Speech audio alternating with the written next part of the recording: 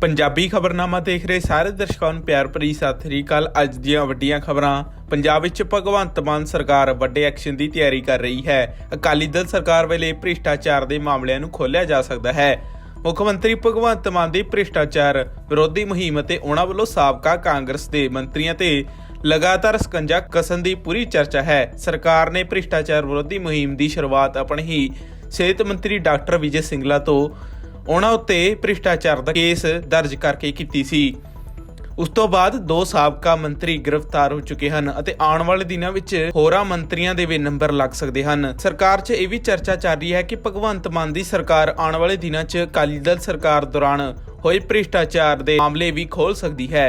ਵਿਸ਼ੇਸ਼ ਜਾਂਚ ਟੀਮ ਸਿੱਟ ਵੱਲੋਂ ਸੁਖਬੀਰ ਬਾਦਲ ਨੂੰ ਸੰਮਨ ਭੇਜੇ ਜਾਣ ਤੇ ਆਮ ਆਦਮੀ ਪਾਰਟੀ ਦੇ ਵਿਧਾਇਕ ਕੁੰਵਰ ਵਿਜੇ ਪ੍ਰਤਾਪ ਨੇ ਕਿਹਾ ਕਿ ਸੁਖਬੀਰ ਸਿੰਘ ਬਾਦਲ ਦੀ ਗ੍ਰਿਫਤਾਰੀ ਹੋਣੀ ਚਾਹੀਦੀ ਹੈ। 7 ਸਾਲਾਂ ਬਾਅਦ ਹਲੇ ਵੀ ਸੰਮਨ ਭੇਜੇ ਜਾ ਰਹੇ ਹਨ। ਉਹਨਾਂ ਕਿਹਾ ਕਿ ਕੋਟਕਪੂਰਾ ਗੋਲੀ ਕਾਂਡ ਕੇਸ 'ਚ ਜਿੰਨੇ ਵੀ ਮੁਲਜ਼ਮ ਹਨ ਉਹਨਾਂ ਦੀ ਗ੍ਰਿਫਤਾਰੀ ਹੋਣੀ ਚਾਹੀਦੀ ਹੈ। ਕੁੰਵਰ ਵਿਜੇ ਪ੍ਰਤਾਪ ਨੇ ਆਪਣੀ ਹੀ ਸਰਕਾਰ ਉੱਤੇ ਨਿਸ਼ਾਨੇ ਸਾਧਦੇ ਹੋਏ ਕਿਹਾ ਕਿ ਅੱਜ ਫੇਰ ਪੁਲਿਸ ਦੀ ਕਾਰਗੁਜ਼ਾਰੀ ਤੇ ਸਵਾਲ ਚੁੱਕੇ ਜਾ ਰਹੇ ਹਨ। ਉਹਨਾਂ ਕਿਹਾ ਕਿ ਸਵਾਲ ਇਹ ਉੱਠਦਾ ਹੈ ਕਿ ਉਹਨਾਂ ਮੁਲਾਜ਼ਮਾਂ ਨੂੰ ਗ੍ਰਿਫਤਾਰ ਕੌਣ ਕਰੇਗਾ। ਇਸ ਦੌਰਾਨ ਵਿਕਰਮ ਮਜੀਠੀਆ ਦਾ ਨਾਂ ਲਏ ਬਗੈਰ ਕੁੰਵਰ ਵਿਜੇ ਪ੍ਰਤਾਪ ਨੇ ਕਿਹਾ ਕਿ ਪੁਲਿਸ ਦੇ ਉਹ ਅਧਿਕਾਰੀ ਕੀ ਗ੍ਰਿਫਤਾਰ ਕਰਨਗੇ ਜਿਨ੍ਹਾਂ ਨੇ ਡਰੱਗ ਕੇਸ 'ਚ ਡਰੱਗ ਦੇ ਕਿੰਗ ਪਿਨ ਦਾ ਰਿਮਾਂਡ ਹੀ नहीं लिया। गिरफ्तार करे जी, सीधी सी गल है। जिस बंदे के खिलाफ है ना सबूत हो सीधा गिरफ्तार करे, ठीक है ना जी। सीधा गिरफ्तार करके अंदर करो। 7 साल हो गए जी, 7 साल हो गए। गिरफ्तारी होनी चाहिए, सीधी गिरफ्तारी जिन्हां जिन्हां दे खिलाफ सबूत है। ਪੰਜਾਬੀ ਗਾਇਕ ਮੂਸੇਵਾਲਾ ਦੇ ਇਨਸਾਫ ਲਈ ਮਾਨਸਾ ਵਿੱਚ ਕੈਂਡਲ ਮਾਰਚ ਕੱਢਿਆ ਗਿਆ। ਇਸ ਦੀ ਅਗਵਾਈ ਕਰਦਿਆਂ ਮੂਸੇਵਾਲਾ ਦੇ ਪਿਤਾ ਬਲਕੌਰ ਸਿੰਘ ਨੇ ਸਰਕਾਰ ਅੱਗੇ ਵੱਡੀਆਂ ਮੰਗਾਂ ਰੱਖੀਆਂ ਹਨ। ਉਹਨਾਂ ਕਿਹਾ ਕਿ ਉਹਨਾਂ ਦੇ ਬੇਟੇ ਦੀ ਸੁਰੱਖਿਆ ਵਿੱਚ ਕੋਤਾਹੀ ਕਿਸ ਨੇ ਕੀਤੀ। ਇੱਕ ਸ਼ਕਤੀਸ਼ਾਲੀ ਕਮਿਸ਼ਨ ਬਣਾਇਆ ਜਾਣਾ ਚਾਹੀਦਾ ਹੈ। ਇਸ ਗੱਲ ਦੀ ਜਾਂਚ ਹੋਣੀ ਚਾਹੀਦੀ ਕਿ ਉਹਨਾਂ ਦੇ ਪੁੱਤਰ ਦੀ ਸੁਰੱਖਿਆ ਵਾਪਸ ਕਿਸ ਨੇ ਲਈ ਅਤੇ ਕਿਉਂ ਲਿੱਤੀ ਹੈ। ਪੰਜਾਬ ਦੀ ਫਿਲਮ ਇੰਡਸਟਰੀ ਦੇ ਗੈਂਗਸਟਰਾਂ ਨਾਲ ਸੰਬੰਧਾਂ ਦੀ ਜਾਂਚ ਹੋਣੀ ਚਾਹੀਦੀ ਹੈ। ਇਸ ਤੋਂ ਇਲਾਵਾ ਗੈਂਗਸਟਰ ਗੋਲਡੀ ਬਰਾੜ ਨੂੰ ਕੈਨੇਡਾ ਤੋਂ ਭਾਰਤ ਲਿਆਂਦਾ ਜਾਵੇ। ਬਲਕੌਰ ਸਿੰਘ ਨੇ ਪੰਜਾਬ ਸਰਕਾਰ ਤੋਂ 3 ਵੱਡੀਆਂ ਮੰਗਾਂ ਰੱਖੀਆਂ ਹਨ, ਜਿਸ ਵਿੱਚ ਸਭ ਤੋਂ ਪਹਿਲਾਂ ਸਿੱਧੂ ਮੂਸੇਵਾਲਾ ਨੂੰ ਸੁਰੱਖਿਆ ਕਿਉਂ ਦਿੱਤੀ ਗਈ ਅਤੇ ਉਸ ਦੀ ਸੁਰੱਖਿਆ ਕਿਉਂ ਵਾਪਸ ਲਿੱਤੀ ਗਈ। ਇਸ ਵਿੱਚ ਕਿਹੜੇ-ਕਿਹੜੇ ਲੋਕ ਸ਼ਾਮਲ ਹਨ, ਇਸ ਮਾਮਲੇ ਦੀ ਜਾਂਚ ਹੋਣੀ ਚਾਹੀਦੀ ਹੈ। ਇੱਕ ਕਮੇਟੀ ਬਣਾਈ ਜਾਵੇ। ਉਹਨਾਂ ਨੇ ਦੂਜੀ ਮੰਗ ਕਰਦਿਆਂ ਕਿਹਾ ਕਿ ਪੰਜਾਬ ਦੀ ਫਿਲਮ ਇੰਡਸਟਰੀ ਜਿਸ ਨੂੰ ਬਾਲੀਵੁੱਡ ਕਿਹਾ ਜਾਂਦਾ ਹੈ ਉਸਦਾ ਅੰਡਰਵਰਲਡ ਨਾਲ ਕੀ ਸੰਬੰਧ ਹੈ, ਇਸ ਦੀ ਜਾਂਚ ਹੋਣੀ ਚਾਹੀਦੀ ਹੈ, ਜਿਸ ਵਿੱਚ ਉਹਨਾਂ ਲੋਕਾਂ ਦੇ ਨਾਮ ਸਾਹਮਣੇ ਆਉਣੇ ਚਾਹੀਦੇ ਹਨ। ਤੀਜੀ ਮੰਗ ਕਰਦਿਆਂ ਉਹਨਾਂ ਕਿਹਾ ਕਿ ਬਹੁਤ ਸਾਰੇ ਲੋਕ ਜਿਹੜੇ ਚਿੱਟੇ ਕੱਪੜਿਆਂ ਵਿੱਚ ਵਤਨ ਵਿੱਚ ਰਹਿੰਦੇ ਹਨ, ਜੋ ਕਦੇ ਲਾਰੈਂਸ ਬਿਸ਼ਨੋਈ ਨੂੰ ਆਪਣਾ ਭਰਾ ਆਖਦੇ ਹਨ ਅਤੇ ਅੱਜ ਕੱਲ੍ਹ 20 ਗਨਮੈਨਾਂ ਦੀ ਸੁਰੱਖਿਆ ਦੀ ਮੰਗ ਕਰ ਰਹੇ ਹਨ, ਜੋ ਹਰ ਫਿਰੌਤੀ ਵਿੱਚ 15% ਹਿੱਸਾ ਮੰਗ ਰਹੇ ਹਨ। ਉਹਨਾਂ ਦੀ ਜਾਇਦਾਦ ਦੀ ਜਾਂਚ ਹੋਣੀ ਚਾਹੀਦੀ ਹੈ। ਉਹ ਪਿਛਲੀ ਸਾਲ ਕਿੰਨੀ ਵਧੀ ਹੋਈ ਹੈ, ਉਹਨਾਂ ਦਾ ਕੀ ਹੱਥ ਹੈ। ਦਿੱਲੀ ਦੇ ਮੁੱਖ ਮੰਤਰੀ ਅਰਵਿੰਦ ਕੇਜਰੀਵਾਲ ਨੇ ਵੱਡਾ ਇਲਜ਼ਾਮ ਲਗਾਇਆ ਹੈ। ਉਹਨਾਂ ਕਿਹਾ ਕਿ ਆਪ ਦੇ 40 ਵਿਧਾਇਕਾਂ ਨੂੰ ਤੋੜਨ ਦੀ ਕੋਸ਼ਿਸ਼ ਕੀਤੀ ਜਾ ਰਹੀ ਹੈ ਤੇ 20 ਕਰੋੜ ਰੁਪਏ ਦਾ ਆਫਰ ਦਿੱਤਾ ਗਿਆ ਹੈ। ਉਹਨਾਂ ਦਾਅਵਾ ਕੀਤਾ ਹੈ ਕਿ ਆਮ ਆਦਮੀ ਪਾਰਟੀ ਦੇ ਇੱਕ ਵਿਧਾਇਕ ਨੂੰ ਪਾਰਟੀ ਤੋੜਨ ਤੇ ਭਾਜਪਾ ਵਿੱਚ ਸ਼ਾਮਲ ਹੋਣ ਲਈ 20 ਕਰੋੜ ਰੁਪਏ ਦੀ ਪੇਸ਼ਕਸ਼ ਕੀਤੀ ਗਈ। ਉਹਨਾਂ ਕਿਹਾ ਕਿ ਉਹਨਾਂ ਦੇ 40 ਵਿਧਾਇਕਾਂ ਨੂੰ ਪਾਰਟੀ ਤੋੜਨ ਦੀ ਪੇਸ਼ਕਸ਼ ਕੀਤੀ ਗਈ ਹੈ, ਪਰ ਇੱਕ ਵੀ ਵਿਧਾਇਕ ਆਪ ਪਾਰਟੀ ਚੋਂ ਨਹੀਂ ਟੁੱਟਿਆ। ਪੰਜਾਬ ਸਰਕਾਰ ਵੱਲੋਂ ਝੋਨੇ ਦੀ ਪਰਾਲੀ ਨੂੰ ਜਲਾਉਣ ਨਾਲ ਹੋਣ ਵਾਲੇ ਪ੍ਰਦੂਸ਼ਣ ਨੂੰ ਰੋਕਣ ਲਈ ਕਿਸਾਨਾਂ ਦੀ ਪੂਰੀ ਸਹਾਇਤਾ ਕੀਤੀ ਜਾਵੇਗੀ ਅਤੇ ਝੋਨੇ ਦੀ ਪਰਾਲੀ ਅਤੇ ਰਹਿੰਦ ਖੂੰਹਦ ਨੂੰ ਸੰਭਾਲਣ ਲਈ ਖੇਤੀ ਸੰਦਾਂ ਤੇ ਦਿੱਤੀ ਦੀ ਸਬਸਿਡੀ ਦਾ ਲਾਭ ਅਸਲ ਕਿਸਾਨਾਂ ਨੂੰ ਮਿਲਣਾ ਯਕੀਨੀ ਬਣਾਇਆ ਜਾਵੇਗਾ। ਜਿੱਥੇ ਖੇਤੀਬਾੜੀ ਮੰਤਰੀ ਕੁਲਦੀਪ ਸਿੰਘ ਧਾਲੀਵਾਲ ਨੇ ਖੇਤੀ ਸੰਦ ਬਣਾਉਣ ਵਾਲੀਆਂ ਕੰਪਨੀਆਂ ਦੇ ਨੁਮਾਇੰਦਿਆਂ ਨਾਲ ਮੀਟਿੰਗ ਕੀਤੀ, ਜਿਸ ਵਿੱਚ ਉਹਨਾਂ ਸਾਫ਼ ਤੌਰ ਤੇ ਸੁਨੇਹਾ ਦਿੱਤਾ ਹੈ ਕਿ ਭਗਵੰਤ ਮਾਨ ਸਰਕਾਰ ਖੇਤੀ ਸੰਦਾਂ ਤੇ ਸਬਸਿਡੀ ਦੇ ਨਾਮ ਤੇ ਕੀਤੀ ਜਾਂਦੀ ਕਾਲਾਬਾਜ਼ਾਰੀ ਕਿਸੇ ਵੀ ਕੀਮਤ ਤੇ ਬਰਦਾਸ਼ਤ ਨਹੀਂ ਕਰੇਗੀ। ਖੇਤੀਬਾੜੀ ਮੰਤਰੀ ਨੇ ਕਿਹਾ ਕਿ ਮੁੱਖ ਮੰਤਰੀ ਭਗਵੰਤ ਮਾਨ ਦੀਆਂ ਹਦਾਇਤਾਂ ਤੇ ਇਹ ਮੀਟਿੰਗ ਕੀਤੀ ਗਈ ਸੀ। ਸਰਕਾਰ ਵੱਲੋਂ ਨਵੇਂ ਪਾਰਦਰਸ਼ੀ ਮਾਪਦੰਡ ਤੈਅ ਕੀਤੇ ਗਏ, ਜਿਸ ਨਾਲ ਖੇਤੀ ਸੰਦਾਂ ਦੇ ਸਬਸਿਡੀ ਦਾ ਲਾਭ ਸਿੱਧਾ ਕਿਸਾਨਾਂ ਨੂੰ ਹੀ ਦਿੱਤਾ ਜਾਵੇਗਾ। ਉਹਨਾਂ ਖੇਤੀ ਸੰਦ ਬਣਾਉਣ ਵਾਲੀਆਂ ਕੰਪਨੀਆਂ ਦੇ ਨੁਮਾਇੰਦਿਆਂ ਨੂੰ ਵੀ ਅਪੀਲ ਕੀਤੀ ਹੈ ਕਿ ਖੇਤੀ ਸੰਦ ਅਤੇ ਕਿਸਾਨਾਂ ਨੂੰ ਮੁਹੱਈਆ ਕਰਵਾਉਣ ਸਮੇਤ ਸਰਕਾਰ ਵੱਲੋਂ ਤੈਅ ਕੀਤੇ ਗਏ ਮਾਪਦੰਡਾਂ ਦੀ ਬਿਨ ਪਾਲਣਾ ਯਕੀਨੀ ਬਣਾਈ ਜਾਵੇ ਤਾਂ ਜੋ ਸਰਕਾਰ ਨੂੰ ਸਬਸਿਡੀ ਦੇਣ ਵਿੱਚ ਕੋਈ ਵੀ ਦਿੱਕਤ ਨਾ ਆਵੇ। ਇਸ ਦੇ ਨਾਲ ਹੀ ਕੁਲਦੀਪ ਸਿੰਘ ਧਾਲੀਵਾਲ ਨੇ ਪਹਿਲੀ ਸਰਕਾਰ ਤੇ ਹਮਲਾ ਕਰਦਿਆਂ ਕਿਹਾ ਕਿ ਪਹਿਲੀਆਂ ਸਰਕਾਰਾਂ ਦੀ ਲਾਪਰਵਾਹੀ ਕਾਰਨ ਖੇਤੀ ਸੰਦਾਂ ਤੇ ਸਬਸਿਡੀ ਦਾ ਲਾਭ ਬਹੁਤ ਸਾਰੇ ਕਿਸਾਨਾਂ ਨੂੰ ਨਹੀਂ ਮਿਲ ਸਕਿਆ। 150 ਕਰੋੜ ਰੁਪਏ ਦਾ ਘਪਲਾ ਸਾਹਮਣੇ ਆਇਆ ਹੈ। ਇਸ ਦੇ ਨਾਲ ਹੀ ਉਹਨਾਂ ਕਿਹਾ ਕਿ ਜਿਨ੍ਹਾਂ ਨੇ ਪਹਿਲਾਂ ਗੜਬੜੀਆਂ ਕੀਤੀਆਂ ਹਨ, ਉਹ ਭਾਵੇਂ ਮਸ਼ੀਨਾਂ ਬਣਾਉਣ ਵਾਲੇ ਹੋਣ, ਭਾਵੇਂ ਲੀਡਰ ਹੋਣ, ਭਾਵੇਂ ਖੇਤੀਬਾੜੀ ਮਹਿਕਮੇ ਦੇ ਅਧਿਕਾਰੀ ਹੋਣ, ਭਾਵੇਂ ਕੋਈ ਵੀ ਹੋਵੇ, ਉਹਨਾਂ ਉੱਤੇ ਵਿਜੀਲੈਂਸ ਵੱਲੋਂ ਕਾਰਵਾਈ ਕੀਤੀ ਜਾਵੇਗੀ। SIT ਵੱਲੋਂ ਕੋਟਕਪੂਰਾ ਗੋਲੀकांड ਮਾਮਲੇ ਵਿੱਚ ਸੁਖਬੀਰ ਬਾਦਲ ਨੂੰ ਭੇਜੇ ਗਏ ਸੰਮਨ ਨੂੰ ਲੈ ਕੇ ਪੰਜਾਬ ਦੇ ਮੁੱਖ ਮੰਤਰੀ ਭਗਵੰਤ ਮਾਨ ਨੇ ਮੀਡੀਆ ਸਾਹਮਣੇ ਵੱਡੀ ਗੱਲ ਆਖੀ। देखो, जो SIT बनी है वो हाईकोर्ट, मानयोग हाईकोर्ट ने बनाई है। कोटकपूरा में जो फायरिंग हुई उस समय गृह मंत्री, होम मिनिस्टर सुखबीर सिंह बादल थे, किसने उस फायरिंग का ऑर्डर दिया।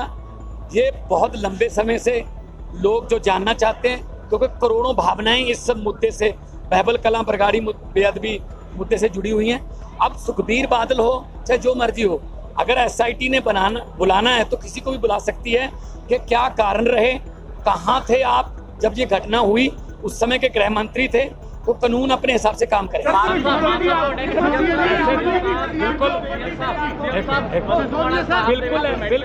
बिल्कुल जो आज कांग्रेस और बीजेपी, जो बीजेपी जहाँ हिमाचल के लिए कह रही है, बिल्कुल पंजाब की कांग्रेस सरकार भी कह रही थी हम शिक्षा में नंबर 1 है।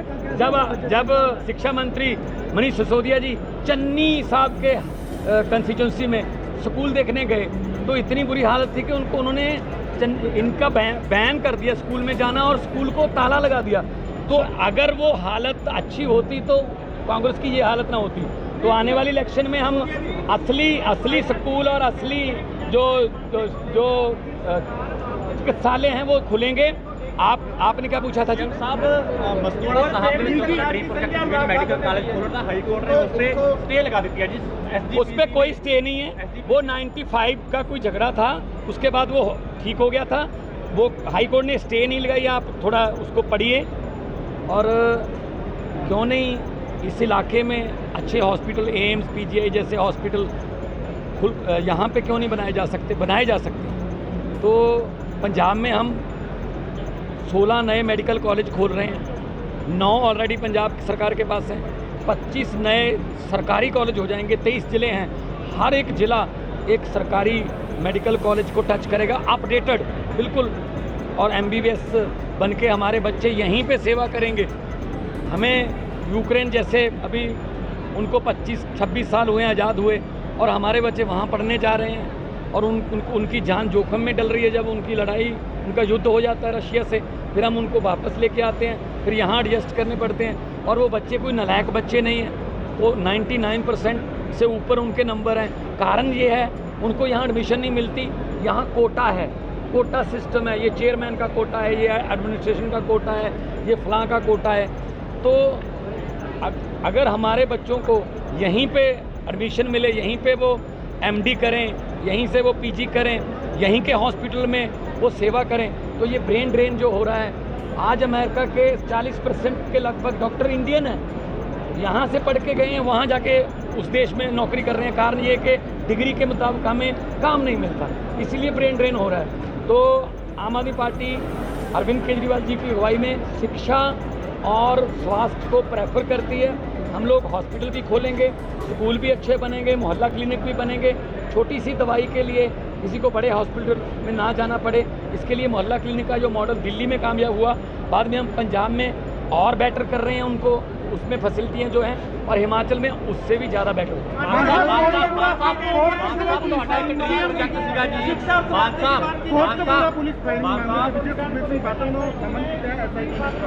देखो, जो SIT बनी है वो हाईकोर्ट, मानयोग हाईकोर्ट ने बनाई है। कोटकपूरा में जो फायरिंग हुई उस समय गृह मंत्री, होम मिनिस्टर सुखबीर सिंह बादल थे, किसने उस फायरिंग का ऑर्डर दिया। ये बहुत लंबे समय से लोग जो जानना चाहते हैं, क्योंकि करोड़ों भावनाएं इस सब मुद्दे से, बहबल कलां बरगाड़ी बेअदबी मुद्दे से जुड़ी हुई हैं। अब सुखबीर बादल हो चाहे जो मर्जी हो, अगर SIT ने बुलाना है तो किसी को भी बुला सकती है कि क्या कारण रहे, कहाँ थे आप जब ये घटना हुई। उस समय के गृह मंत्री थे, तो कानून अपने हिसाब से काम करे।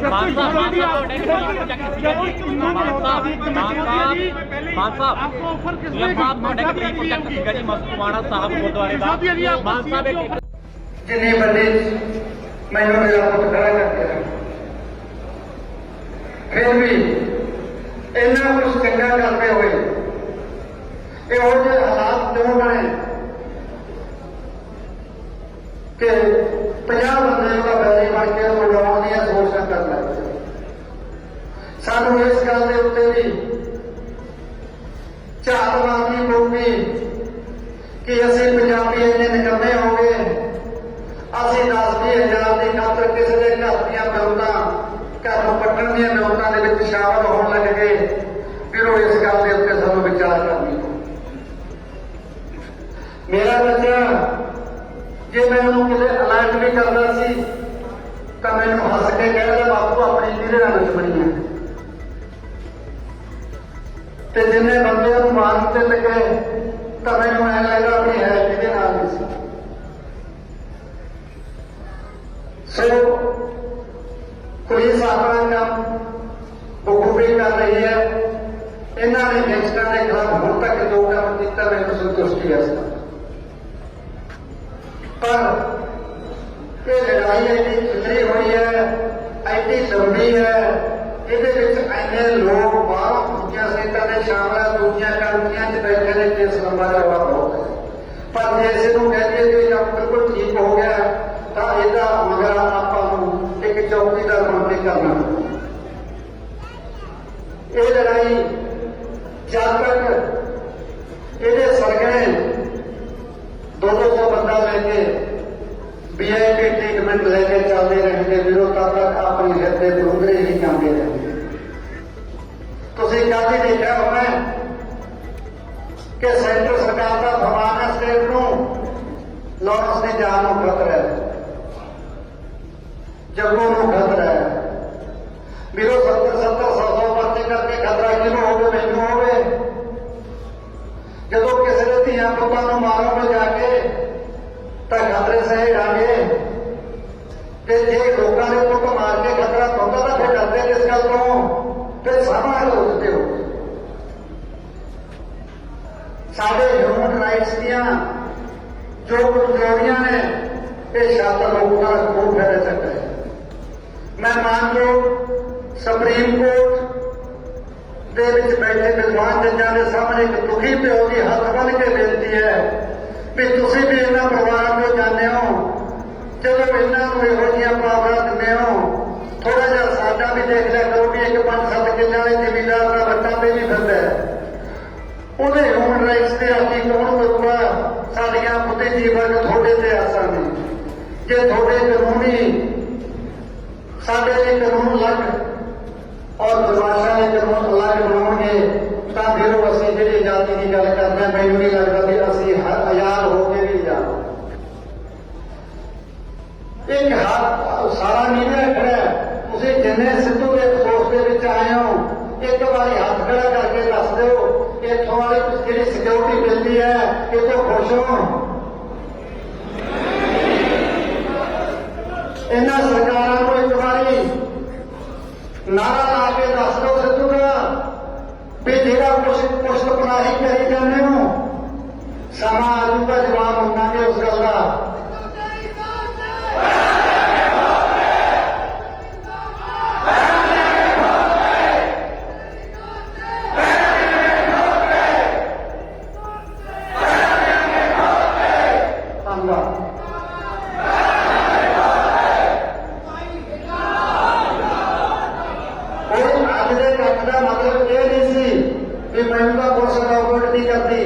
ਸਾਡਾ ਮਕਸਦ ਇਹ ਸੀ ਵੀਰੋ, ਆਪਾਂ ਨੂੰ 3 ਮਹੀਨੇ ਹੋ ਗਏ ਭੋਗ ਪਾਏ ਨੂੰ, ਆਪਾਂ ਨਹੀਂ ਹੋਏ ਸੀ ਇਕੱਠੇ ਕਦੇ।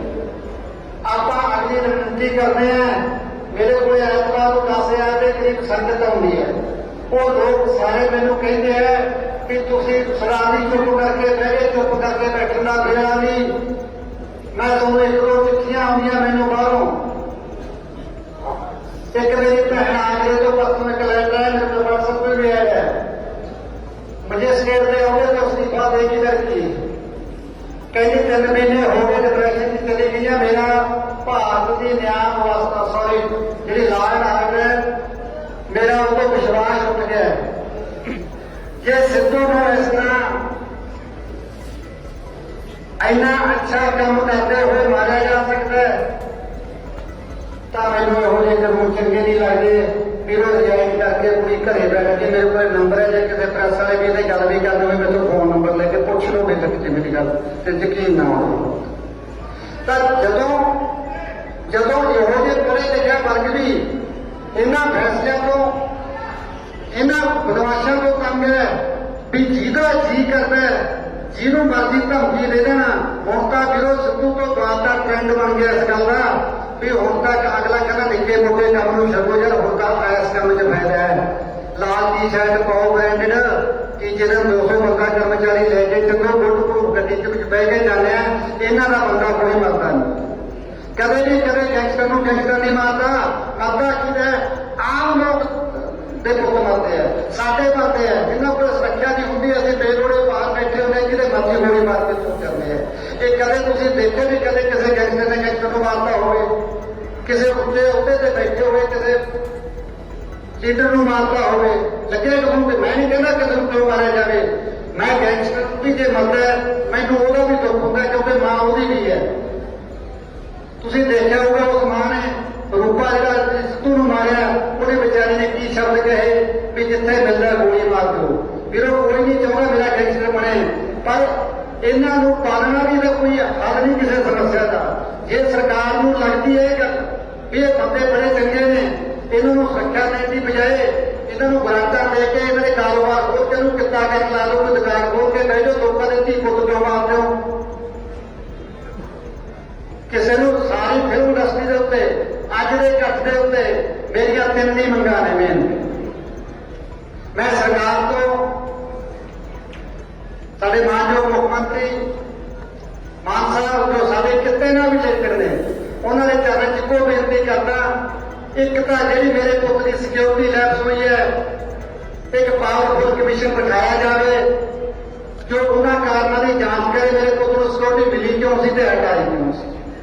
3 ਮਹੀਨੇ ਹੋ ਗਏ ਮੈਨੂੰ ਇਸ ਗੱਲ ਦਾ ਹਾਲ ਤੱਕ ਕੋਈ ਪੁਖਤਾ ਜਵਾਬ ਨਹੀਂ ਮਿਲਿਆ। ਅਗਲੀ ਗੱਲ ਹੈਗੀ ਫਿਲਮ ਇੰਡਸਟਰੀ ਜੋ ਪੰਜਾਬੀ ਹੈ, ਇਹਦੇ ਜਿਹੜੇ ਲਿੰਕ ਨੇ ਅੰਡਰਵਰਲਡ ਦੇ ਨਾਲ, ਜਿਹੜੀ ਇਹਦੀ ਕੌਨਸਪੀਰੈਂਸੀ ਆ, ਜਿਹੜੀ ਆਪਣੀ ਇਹਦੇ ਸੰਬੰਧ ਨੇ ਜਿਹੜੇ ਅੰਡਰਵਰਲਡ ਨਾਲ ਤੇ ਜਿਹੜੇ ਗੈਂਗਸਟਰਾਂ ਦੇ ਨਾਲ ਜੁੜੇ ਹੋਏ ਨੇ, ਉਹ ਕਿੰਨਾ ਵੱਡਾ ਬਜਟ ਹੈ।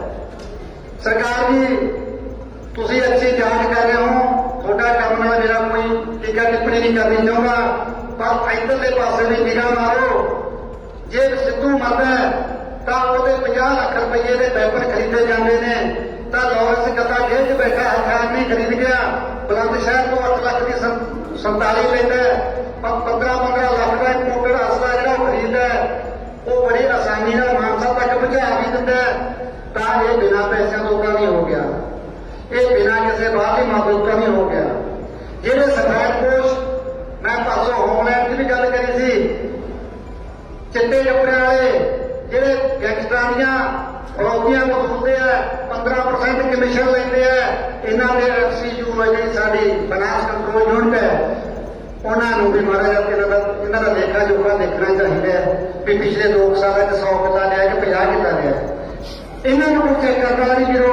ਜਦੋਂ ਸਿਕਿਉਰਿਟੀ ਦਿੰਦੇ ਹੋ ਤਾਂ ਇੱਕ ਗੱਲ ਨੂੰ ਜ਼ਰੂਰ ਯਕੀਨਨ ਕਰ ਲੈਣਾ ਚਾਹੀਦਾ ਹੈ ਵੀ ਸਿਕਿਉਰਿਟੀ ਮੰਗਣ ਵਾਲਾ ਬੰਦਾ ਗੈਂਗਸਟਰਾਂ ਦੀ ਮਦਦ ਤਾਂ ਨਹੀਂ ਕਰਦਾ ਜਾਂ ਮਦਦ ਲੈਂਦਾ ਤਾਂ ਨਹੀਂ। ਇੱਕ ਪਾਸੇ ਤਾਂ ਮੈਂ ਕਹਾਂ ਲਾਰੈਂਸ ਮੇਰਾ ਭਰਾ ਹੈ, ਦੂਜੇ ਪਾਸੇ ਕਹਾਂ ਮੈਨੂੰ ਬਹੁਤ ਖਤਰਾ, ਮੈਨੂੰ 20 ਗਨਮੈਨ ਦੇ ਦਿਓ। 2 ਗੱਲਾਂ ਕੀ ਮੇਰਾ ਜ਼ਿਆਦਾ ਜਿਹਨੂੰ ਭਰਾ ਹੋਣਾ ਤੋਂ ਸੁਰੱਖਿਆ ਵੀ ਲੈਣਾ। ਜੇ ਕਾਨੂੰਨ ਦੇ ਵਿੱਚ ਵਿਸ਼ਵਾਸ ਰੱਖਣਾ, ਸਿਸਟਮ ਦੇ ਵਿੱਚ ਯਕੀਨ ਰੱਖਣਾ, ਤਾਂ ਫਿਰ ਕਾਨੂੰਨ ਦੀ ਗੱਲ ਕਰ, ਫਿਰ ਇੱਧਰ ਆ ਜਾ। ਆਹ ਗੱਲਾਂ ਚੱਲ ਰਹੀਆਂ ਨੇ, 20 ਦੀ ਧਾਰ ਲੈ ਕੇ ਚੱਲਦੇ ਨੇ, ਇਹਨਾਂ ਵੱਲ ਧਿਆਨ ਦੇਣ ਦੀ ਲੋੜ ਹੈ। ਰੈਡ ਕਾਰਨਰ ਜਾਰੀ ਹੋ ਗਿਆ। ਮੈਂ ਸਰਕਾਰ ਦੇ ਚਰਨਾਂ 'ਚ ਬੇਨਤੀ ਕਰਦਾ ਵੀ ਗੋਲਡੀ ਬਰਾੜ ਦਾ ਹੱਲ ਵੀ ਕੀਤਾ ਜਾਵੇ। ਉਹਨੇ 100 ਮੁੰਡਾ ਬਰਬਾਦਾ ਪੰਜਾਬ ਦਾ। ਆਹ 3-4 ਗੱਲਾਂ ਨੇ, ਕਿਉਂਕਿ ਆਪਣਾ ਸੁਪਨਾ ਪਰਿਵਾਰ ਹੈਗਾ ਵੱਡਾ।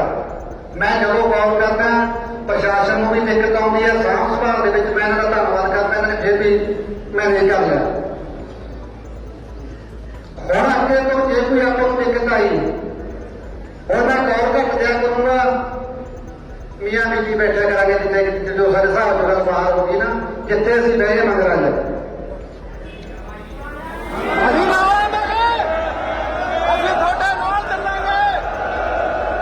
ਹੁਣ ਤੱਕ ਤੁਸੀਂ ਜਿੰਨਾ ਸਹਿਯੋਗ ਦਿੱਤਾ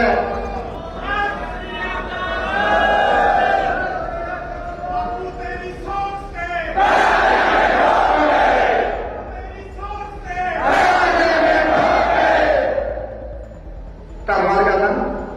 ਬਸ ਆਹੀ ਗੱਲਾਂ ਜਿਹੜੀਆਂ ਤੁਹਾਡੀਆਂ ਮੇਨ ਤੁਹਾਨੂੰ ਮੈਂ ਕਰਦੀਆਂ ਸੀਗੀਆਂ, ਜਿੰਨੀ ਕਿ ਸਾਰੇ ਜਦੋਂ ਮੈਨੂੰ ਕੋਲੇ ਐਤਵਾਰ ਨੂੰ ਆਉਣ ਵਾਲੀ ਗੱਲਾਂ ਪੁੱਛਦੇ ਆ ਕੀ ਹੋਇਆ ਕਿੰਨਾ ਹੋਇਆ, ਆਪਾਂ ਜੋ ਕੁਝ ਪੁਲਿਸ ਨੂੰ ਨੋਟ ਕਰਾਇਆ ਉਹ ਜੋ ਆਪਾਂ ਕਿਹਾ ਉਹ ਤੇ ਕੰਮ ਕਰ ਰਹੇ। ਪਰ ਕੇਸ ਇੰਨਾ ਪੇਚੀਦਾ ਇੰਨਾ ਖਿਲਰਿਆ ਹੋਇਆ, ਜੇ ਮੈਂ ਕਹਾਂ ਹੱਥਾਂ ਦੇ ਸਭੋਂ ਕੰਮ ਜੇ 2 ਦਿਨਾਂ ਦੇ ਵਿੱਚ ਜੇ ਹੋ ਜੇ ਉਹ ਹੋ ਜੇ, ਸਮਾਂ ਆਪਾਂ ਜੋ ਪ੍ਰੋਪਰ ਬਣਦਾ ਆਪਾਂ ਦੇਵਾਂਗੇ, ਕੋਆਪਰੇਟ ਵੀ ਕਰਾਂਗੇ ਜਿੰਨਾ ਕੁਝ ਦਿੱਤਾ ਗਿਆ। ਆਪਾਂ ਹੁਣ ਤੱਕ ਕੀਤਾ ਵੀ ਹੈ, ਕਿਉਂਕਿ ਜੇ ਆਪਾਂ ਡਿਸਪਲਿਨ ਦੀ ਗੱਲ ਨਾ ਕਰਨੀ ਹੁੰਦੀ ਤਾਂ ਸੰਸਕਾਰ ਆ ਜਿਹੜੇ ਇੰਨੇ ਹਾਲਾਤ ਖਰਾਬ ਸੀ। ਮੈਂ ਆਪਣੀ ਪੂਰੀ ਬਾਹ ਲਾਈ ਹੈ ਵੀ ਮੇਰੀ ਵਜ੍ਹਾ ਦੇ ਨਾਲ ਕਿਸੇ ਦੇ ਸੱਟ ਨਾ ਲੱਗੇ, ਕਿਸੇ ਦਾ ਕਾਰੋਬਾਰ ਖਰਾਬ ਨਾ ਹੋਵੇ। ਆਪਾਂ ਪਹਿਲਾਂ ਭੋਗ ਦੇ ਸਮੇਂ ਤੇ ਵੀ ਹੁਣ ਤੱਕ ਵੀ ਆਪਾਂ ਪੂਰਾ ਮੁਕੰਮਲ ਪ੍ਰਸ਼ਾਸਨ ਨੂੰ ਸਾਥ ਦਿੱਤਾ ਹੈ ਤੇ ਅੱਗੇ ਵੀ ਦਿੰਦੇ ਰਹਾਂਗੇ। ਪਰ ਸਾਡਾ ਚੜ੍ਹਦਾ ਸੂਰਜ ਡੁੱਬਿਆ, ਵੀਰੋ ਸਾਡੀਆਂ ਇਹਨਾਂ ਗੱਲਾਂ ਦਾ ਗੁੱਸਾ ਨਾ ਕਰਿਓ, ਸਾਡੀ ਮਜਬੂਰੀ ਬਣ ਗਈ, ਸਾਡਾ ਸ਼ੌਕ ਨਹੀਂ ਘੱਟ ਕਰਨੇ, ਸਾਡਾ ਬਿਨਾਂ ਕਸੂਰ ਤੋਂ ਔਰ ਇੰਨੀ ਬੇਰਹਿਮੀ ਨਾਲ ਮਾਰਤਾ ਤਾਂ ਸਾਡਾ ਜੀਣ ਦਾ ਧੁੱਪ ਵੀ ਹੈ ਨਹੀਂ ਹੁੰਦੀ। ਜਦੋਂ ਧਮਕੀ ਦੇ ਦਿੰਦੇ ਅਸੀਂ ਮਾਰ ਦਾਂਗੇ, ਵੀਰੋ ਅਸੀਂ ਜਿਉਂਦੇ ਕਿੱਥੇ ਆ, ਤੁਹਾਨੂੰ ਸਾਡਾ ਕੋਈ ਪਾਸਾ ਜਿਉਂਦਾ ਲੱਗਦਾ ਹੈ? ਜਿਉਂਦਾ ਉਹ ਹੁੰਦਾ ਵੀਰੋ ਜਿਹਦੇ ਕੋਲੇ ਉਮੀਦਾਂ ਹੁੰਦੀਆਂ ਨੇ। ਅਸੀਂ ਤਾਂ ਪੁੱਤ ਦੇ ਰਸਤੇ ਤੇ ਜਾਣਾ ਹੈ, ਤੁਸੀਂ ਅੱਜ ਮਾਰ ਦਿਓ, ਤੁਸੀਂ ਕੱਲ ਮਾਰ ਦਿਓ, ਇਹ ਤੁਹਾਡੀ ਤਾਕਤ ਹੈ। ਪਰ ਅਸੀਂ ਡਰਨ ਵਾਲੇ ਤੋਂ ਨਹੀਂ, ਜਿੰਨਾ ਚਿਰ ਹੈਗੇ ਆ ਐਵੇਂ ਜਿਵੇਂ ਡੰਕੇ ਦੀ ਚੋਟ ਦੇ ਉੱਤੇ ਜਦ ਤੱਕ ਬਦਲਾ ਨਹੀਂ ਲੈਂਦੇ, ਜਦ ਤੱਕ ਇਨਸਾਫ ਨਹੀਂ ਮਿਲਦਾ, ਤਦ ਤੱਕ ਅਸੀਂ ਕੰਮ ਕਰਦੇ ਰਹਾਂਗੇ।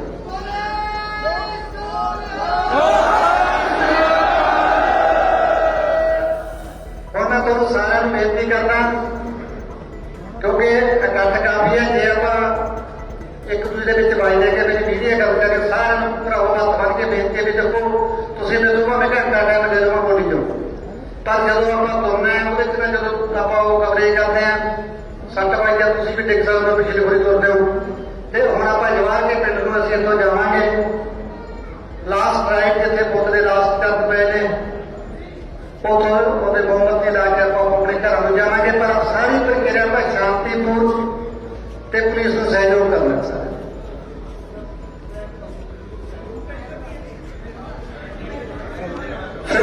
ਮੇਰੀ ਕੈਂਟਰ ਦਿੱਤਾ ਹੋਇਆ, ਕੈਂਟਰ ਦੇ ਵਿੱਚ ਆਣਾ ਤੁਸੀਂ ਸੋ ਕੈਂਟਰ ਦੇ ਦਿੱਤਾ ਹੋਇਆ, ਕੈਂਟਰ ਦੇ ਵਿੱਚ ਚੜ ਕੇ ਤੁਸੀਂ ਕਵਰਿੰਗ ਕਰਨੀ ਹੈ। ਸੋ ਮੂਹਰੇ ਸਾਰੀਆਂ ਸਭ ਤੋਂ ਨੰਬਰ ਹੈ 2 ਮਿੰਟ ਸੀ रोको भाई रोको, माता बोलणगे यार। सारी शुभ ने मेरे भरा मैं थोड़ा सारा का एक सफे में इन्ना इकट्ठ करने लिए बहुत बहुत धन्यवाद करती हाँ।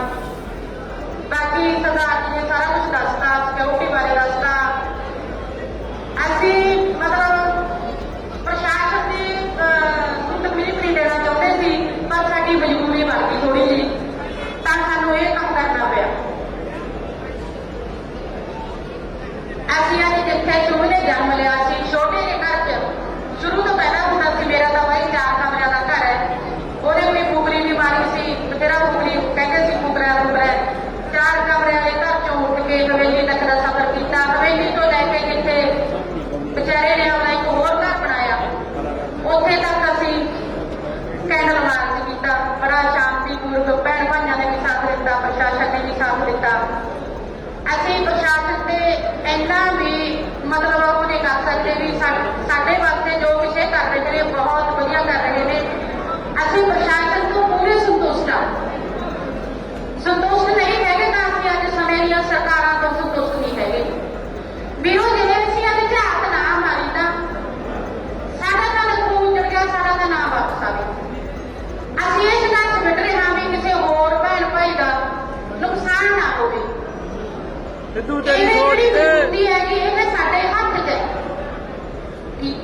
ਅੱਜ ਮੇਰਾ ਸਵੇਰ ਦਾ ਮਨ ਤਾਂ ਬਹੁਤ ਦੁਖੀ ਸੀ ਵੀ ਮੈਂ ਜਿੱਥੋਂ ਇੰਨੇ ਚਾਵਾਂ ਨਾਲ ਅੱਜ ਆਪਣੇ ਪੁੱਤ ਦੀ ਬਰਾਤ ਚੜਾਉਣੀ ਸੀ।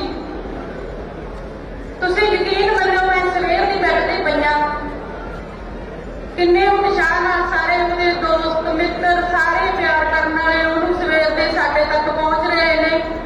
ਮੈਨੂੰ ਐਂ ਲੱਗਦਾ ਸੀ ਵੀ ਮੈਂ ਉਹਦੀ ਬਰਾਤ ਚੜਾਉਣੀ ਸੀ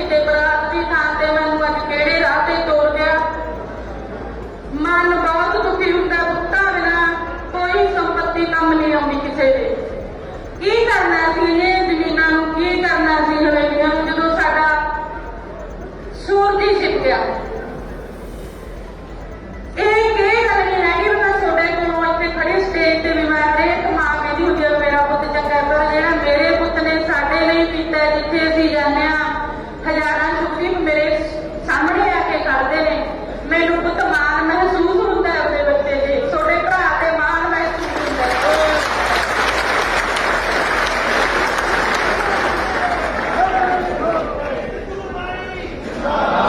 ਸਿੱਧੂ ਤੇਰੀ ਸਿਹਤ ਤੇ, ਸਿੱਧੂ ਤੇਰੀ ਸਿਹਤ ਤੇ। ਪਰਸੋਂ ਚੌਥੇ ਦੀ ਗੱਲ ਹੈ, ਅਸੀਂ ਡੀਐਮਸੀ ਹਸਪਤਾਲ ਗਏ, ਜਦ ਕਿ ਸਾਡਾ ਕਿਸੇ ਨੂੰ ਕੋਈ ਪਤਾ ਨਹੀਂ ਸੀ ਵੀ ਸਿੱਧੂ ਦੇ ਮਾਤਾ ਪਿਤਾ ਇੱਥੇ ਆਏ ਹੋਏ ਨੇ। ਸੌ ਰੱਬ ਦੀ ਇੰਨਾ ਘੱਟ ਹੋਇਆ, ਉੱਥੇ ਮੇਰੇ ਅੱਖਾਂ ਤੋਂ ਆਂਸੂ ਵੀ ਆਏ ਤੇ ਪਰ ਮੈਂ ਮੇਰੇ ਬੱਚੇ ਨੂੰ, ਛੋਟੇ ਭਰਾ ਨੂੰ ਯਾਦ ਕਰਕੇ ਵੀ ਤੂੰ ਪੁੱਤ ਆਹ ਕੱਟ ਕੇ ਜਾਏ, ਸ਼ਾਇਦ ਇਹ ਕਿਸੇ ਮਾਂ ਪਿਓ ਦੇ ਹਿੱਸੇ ਹੋਵੇ। ਮੈਂ ਇੱਕ ਨੂੰ ਆਵਾਜ਼ ਮਾਰਾਂ, ਮੇਰੇ ਹਜ਼ਾਰਾਂ ਸਿੱਧੂ ਮੇਰੇ ਇਕੱਠੇ ਹੁੰਦੇ ਨੇ, ਮੈਨੂੰ ਮਾਣ ਹੈ ਪੁੱਤ, ਮੈਨੂੰ ਸਲੂਟ ਹੈ, ਸਲੂਟ ਕਰਦੀ ਹਾਂ ਤੁਹਾਨੂੰ ਮੈਂ।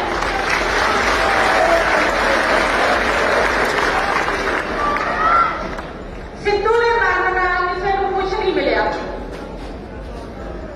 ਜੇ ਕੁਝ ਮਿਲਿਆ ਹੋਵੇ ਤਾਂ ਦੱਸ ਸਕਦਾ। ਅਸੀਂ ਸਿਰਫ ਸ਼ੁਰੂ ਤੋਂ ਲੈ ਕੇ ਅੰਤ ਤੱਕ ਅਸੀਂ ਹੁਣ ਇਹੀ ਪੁੱਛਦੇ ਆਏ ਹਾਂ ਕਿ ਸਾਡਾ ਕਸੂਰ ਤਾਂ ਦੱਸ ਦਿਓ, ਸਾਡੇ ਬੱਚੇ ਦਾ ਕਸੂਰ ਤਾਂ ਦੱਸ ਦਿਓ। ਉਹ ਵੀ ਹੋਮਲੈਂਡ ਬੈਠ ਸਕਦਾ ਸੀ, ਉਹਦੇ ਗਾਣੇ ਰਿਕਾਰਡ ਕਰਨ ਜਾਣਾ, ਸਵੇਰੇ ਜਾਣਾ, ਰਾਤ ਨੂੰ 12 ਵਜੇ 2 ਵਜੇ ਬੱਚੇ ਨੇ ਆਉਣਾ ਸੀ, ਉਹਨਾਂ ਚਿਰ ਜਾਗਦੇ ਰਹਿਣਾ। ਉਹ ਚੰਡੀਗੜ੍ਹ ਰਹਿਣਾ ਵੀ ਪਸੰਦ ਨਹੀਂ ਕਰਦਾ ਸੀ। ਉਹ ਮਾੜਾ ਕਿਵੇਂ ਹੋ ਸਕਦਾ ਹੈ? ਪੁੱਤ ਮੇਰੇ ਛੋਟੇ ਸਾਰਿਆਂ ਦੇ ਚਰਨਾਂ 'ਚ ਵੀ ਬੇਨਤੀ ਹੈ, ਇਹ ਤਾਕਤ ਆਪਣੇ ਹੱਥ 'ਚ ਹੈ, ਆਪਾਂ ਨੂੰ ਹੀ ਕਰਨਾ ਪੈਣਾ ਜੋ ਕੁਝ ਕਰਨਾ ਹੈ। ਆਪਾਂ ਹੋਰ ਬੱਚੇ ਨਾ ਮਰਨ ਦੇਈਏ ਕਿਸੇ। ਇੰਨਾ ਕਹਿੰਦੀ ਹੋਈ ਤਾਂ ਖਿਮਾ ਦੀ ਜਾਇ, ਤਾਂ ਕੋਈ ਗਲਤ ਕਹਿਣਾ ਪਿਆ ਹੋਵੇ ਮਾਫੀ ਚਾਹੁੰਦੀ ਹਾਂ। ਸਾਰੇ